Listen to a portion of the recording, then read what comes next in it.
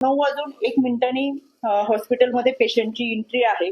याच्यामध्ये पेशंटला 28 तारखेला खरं तर 2 तारखेला बोलवलं होतं, पण हेवी ब्लिडिंग होतंय म्हणून 28 तारखेला पेशंट हा हॉस्पिटलमध्ये गेल्यानंतर डॉक्टरांशी संपर्क झाला.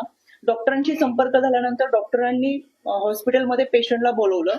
संबंधित स्टाफला सूचना दिल्या की सर्जरीसाठी म्हणजे डिलिव्हरीसाठी आपण ऑपरेशनची तयारी करावी.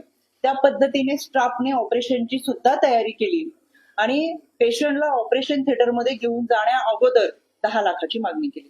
त्या 10 लाखाची मागणी करत असताना पेशंटच्या नातेवाईकांनी आणि हीच गोष्ट पेशंट समोरच घडत होती. पेशंटच्या नातेवाईक आणि पतीने सांगितलं की आमच्याकडे आता 3 लाख रुपये आहेत, 3 लाख रुपये तुम्ही घ्या, इतर पैशाची व्यवस्था ही आम्ही 2 ते 4 तासामध्ये किंवा उद्यापर्यंत करू. यामध्ये संबंधित विभागाला अनेकांनी फोन केले, मग ते मंत्रालयातून फोन गेले, काही विभागाकडून गेले, पण याची कोणतीही दखल न घेत 9:01 पेशंटची एंट्री हॉस्पिटलमध्ये दिसतीये.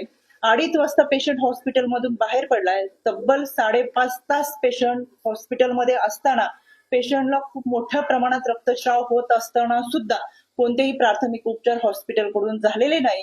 डॉक्टरांनी पेशंटच्या नातेवाईकांना सांगितलं की तुमच्याकडे जे काही औषध असेल, हा रक्तस्राव होऊ नये म्हणून यासाठी तुमच्याकडेच काही औषधं असतील किंवा तुमच्या जवळचे जे काही टॅबलेट असतील ते घ्या आणि तुम्ही तुमच्या पद्धतीने पेशंटवरती उपचार करा. यामध्ये 5.5 तासामध्ये हॉस्पिटलने कुठेही पेशंटवर उपचार केले नाहीत, सहकार्य केले नाही. या सगळ्या कालावधीमध्ये पेशंटची मानसिकता फार खचून गेली आणि त्याच्यानंतर 2:30 वाजता पेशंटच्या नातेवाईकांनी निर्णय घेतला की पेशंटला ससून हॉस्पिटलमध्ये घेऊन जावं.